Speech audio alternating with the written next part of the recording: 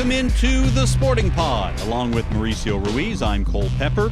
Tony Allegretti on assignment once again this week, living the high life as a bigwig. We'll get him back in here. I'm starting to think that this would be his assignment, and he's got a full-time job somewhere else. That's pretty much what it is, right? I think, at this point.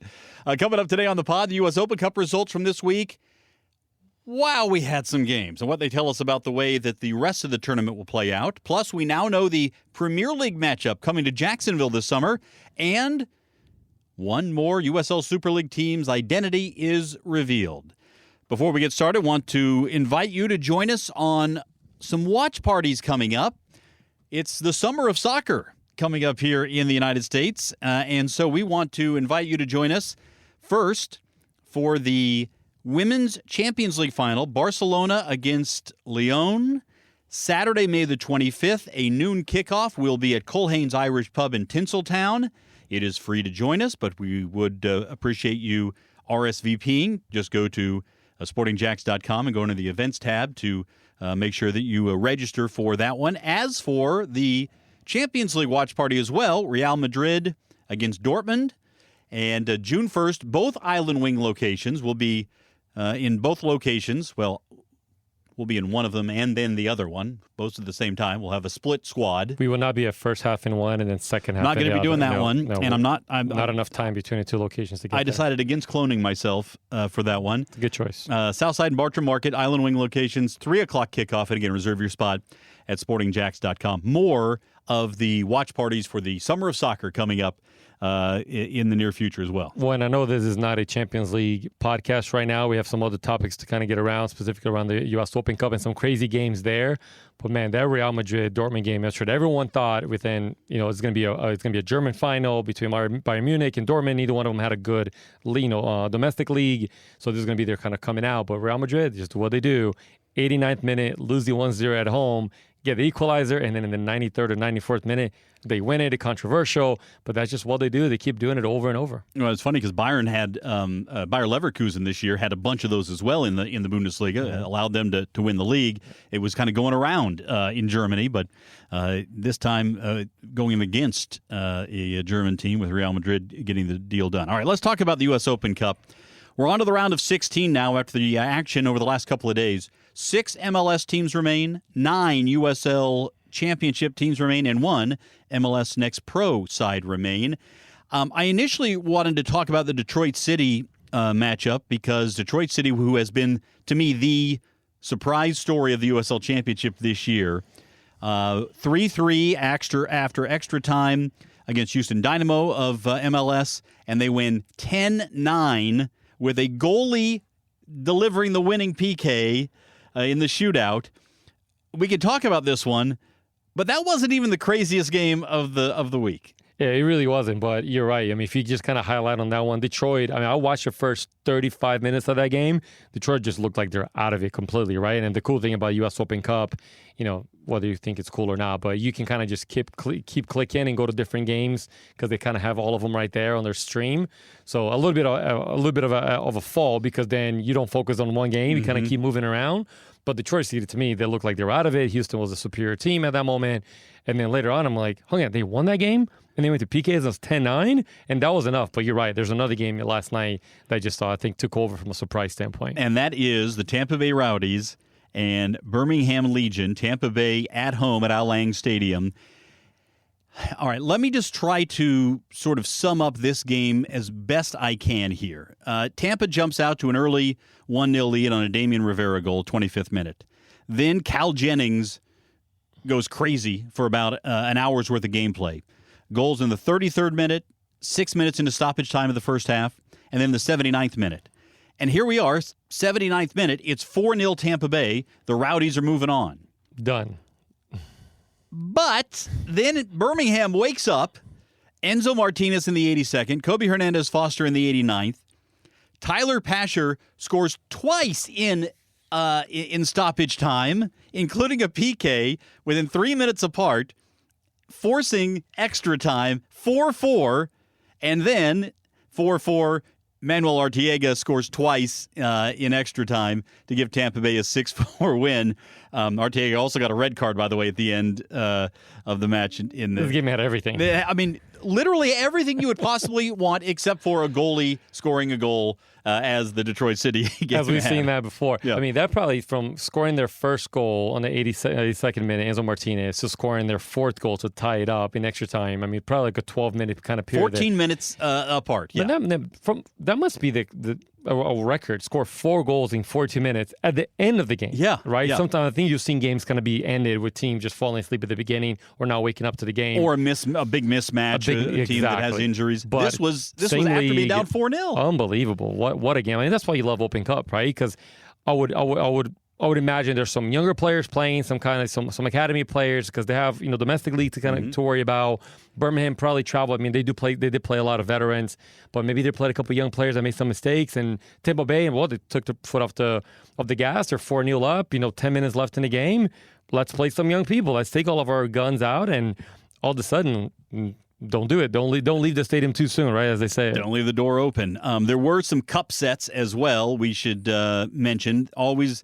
Again, that's USL Championship versus USL Championship in that one. When we mentioned Detroit knocking off MLS side Houston, the one and only MLS Next Pro team that made it through was NYCFC 2 that was able to get the victory. And so they moved on. And then I'm trying to find the other the other USL Championship win over MLS. New Mexico United, very impressive. Yeah, very 4-2 good. over Real Salt Lake. And again, Real Salt Lake, you look at the teams that did come in to play in the US Open Cup, most of them are not having great seasons within the early start to things. Most of the top teams in the MLS East and Western conferences not involved there. Seattle Sounders needed PKs to beat Louisville City. That was a great matchup as well. I mean, this is we talk a lot about sort of how this is soccer, American soccer's version of March Madness, and boy, did we have it over the last couple of days. Yeah, we really did. I think, and if you look at the matchups, if you look at the locations, I always think it's intriguing because a huge part of what happened, the conversation with the U.S. Open Cup in the offseason, was that MLS teams, they want to be compensated for traveling to lower the division teams because they feel that they're the ones that actually attract the crowd, they bring the crowd, and there's some truth to that, and that's fair. But the spirit of the Open Cup is about the little guys. It's about giving them and their organization and their fans an opportunity to thrive. And you can see the nature of a football game is the small margins. So you can go into, if you have the crowd behind you as the extra player on the field, if you're the big guy, then you just have to come out and go in there and perform, right? Which is the nature of it. You saw Hartford lost to MLS Next Pro. That's part of it. And now they get to benefit from hosting a game. So it's great to see at least there will be 3 USL Championship games being hosted by USL Championship teams against MLS Next. Against MLS Pro. So Charleston Battery versus Atlanta. That's a huge matchup. I want to go through these, and you tell me how intriguing these round of 16 matchups are. Can we do that? So you start with Atlanta United against Charleston Battery, obviously because it's so regional, it's so close. Charleston has all this history, including some great Cup history, U.S. Open Cup history. Atlanta United, a younger club, but in the first division rather than the second division. And they have a partnership. So before a lot of the separation between MLS and USL, Charleston Battery was actually, quote unquote, the farm team for Atlanta United. Not officially kind of farm team, but that's where they had a technical exchange of players. And it happened a lot in the last 5 years. But now they're obviously two separated. So this would be a little bit of, there's a tradition and relationship between those two. Another club that always seems to put a lot into the U.S. Open Cup, FC Dallas, will travel to Tampa to take on the Rowdies, and the Rowdies are playing some very good soccer right now. They really are, and they just experienced their first defeat of the year. They're playing 10 men for 80+ minutes, so they're a really, really tough team. They've gotten a lot of draws as well, which says that defensively they're really, really well organized. And if they can kind of get on this scoring rampage that they just did, and Kyle Jennings can stay as hot as he was this past game, they'll give Dallas some issues. FC Tulsa in the USL Championship travels north by one state to go to Sporting KC. Sporting KC, again, originally owned by Lamar Hunt, the Lamar Hunt U.S. Open Cup. Sporting KC, it matters to that club and to those fans. It really does. And Sporting KC is one of those teams that their second team is primarily an academy team. And at this stage in round of 16, because of what you just said, the tradition that Sporting KC has with US Open Cup, they're not going to take this lightly. So FC Tulsa, they're going to be playing against their full team. I think it's always one of the tough places to play there in the blue cauldron. Well, and Peter Vermees, I mean, he's one of the kind of, I wouldn't say godfathers of soccer, but currently one of the deans of coaching. Of coaching. I mean, he understands the level. He understands the importance of US Open Cup for Sporting KC. And then to me, this might be the premier matchup between a USL Championship and MLS side in the round of 16. Phoenix Rising, the defending champions, go to Seattle Sounders after Phoenix knocked off the defending U.S. Open Cup champs to go to Seattle and face a team that, again, always has had great success in the U.S. Open Cup. That's a great matchup. It really is, and I think Seattle will be interesting to see what kind of squad, what kind of importance they put on this game, whether there's and it's always interesting to see kind of where those games are squeezed in between their league play. So that also helps them manage their roster a little bit. So sometimes a lower division team can make the most out of that opportunity because the team might be squeezed in on an away trip or kind of back to back, and if they have injured players or not. So maybe Phoenix can, they're not doing fantastic in the league right now, but they did just beat the defending U.S. Open Cup champion. So maybe they're rising. No pun intended. All right, I just want to map out Seattle's schedule between now and then and thereafter. On Sunday, the Cascadia Cup against Portland. There you go. Always a huge one. That's in Portland. Then the following Wednesday, it's Real Salt Lake. Then back home to take on Vancouver in another regional matchup there. Then the U.S. Open Cup matchup. So you've got these three regional matchups, particularly Portland and Vancouver are always big games for Seattle. After the U.S. Open Cup, Tuesday, May 21st is a tentative date right now that may be firmed up by the time you're hearing this. They'll go to St. Louis, so they're going to have to travel afterwards. Interesting to see roster management, how that comes into play. Yeah, and I mean, that St. Louis one is probably even more significant than the ones before because the ones you mentioned before, even Portland, big games, the kind of the Cascadian region there, but they're technically local, regional kind of day trips or 24-hour trips back and forth. It's not like they're traveling across the country leading up to U.S. Open Cup. But how do they manage their position in those three games leading up to U.S. Open Cup, knowing that now they do have to travel to the Midwest to play St. Louis, which is a really good team. All right, San Jose Earthquakes go to Sacramento Republic, one of those USL Championship teams hosting an MLS squad in the next round. And I expect a packed stadium for this. I mean, it's a very much a regional game. I mean, Sac Republic have been in the news as far as trying to get into the MLS after a couple of years. They were given the bid several years back. They pulled out. There's a little bit of a rumor that their city, or government want to bring that back in. What a statement that would be for them. Not that I'm endorsing that, but what a statement would be for Sac Republic to host Earthquakes in a regional game. Speaking of MLS dalliances, Indy 11 hosts Detroit City. And then you've got Loudoun United at LAFC. That's a tough travel bit for Loudoun to go across the country to take on LAFC, even though LA has not been at their best this year. They haven't been at their best, but you're right. That cross-country game, 3 time zones that you switch, it's always difficult. Yeah.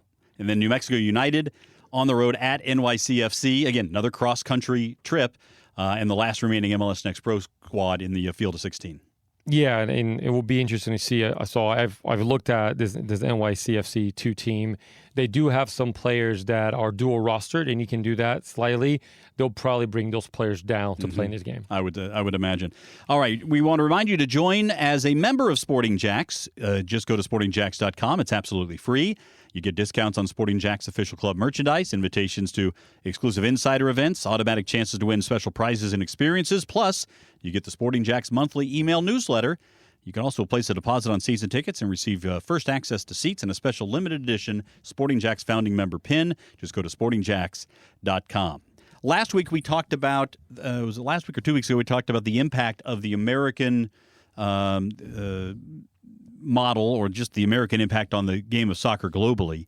And we mentioned that Jacksonville was going to host a Premier League friendly. Now we know who and when that will be. At Everbank Stadium on July the 27th, Wolverhampton and West Ham will play in the Stateside Cup. It's a friendly, but they're putting a cup associated with it. Tickets go on sale on Monday at 10 a.m. This is going to be something to see.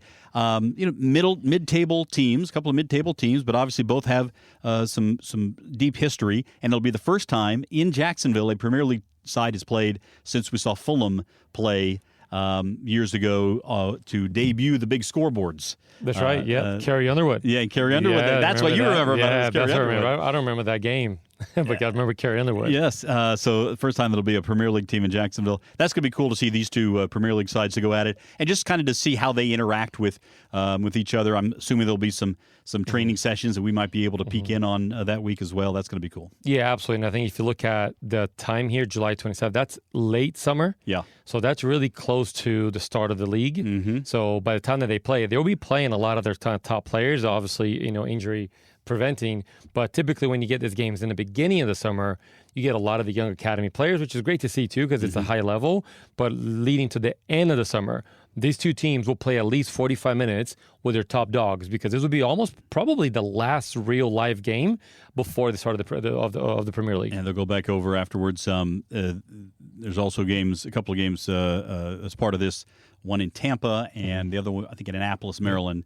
And West Ham might be under new leadership here with Coach David Moyes. There's a lot of conversation around him kind of being the last season, so we'll know that in a couple weeks. And so maybe they maybe there's an American coach, or I don't know, maybe I'm thinking too much here.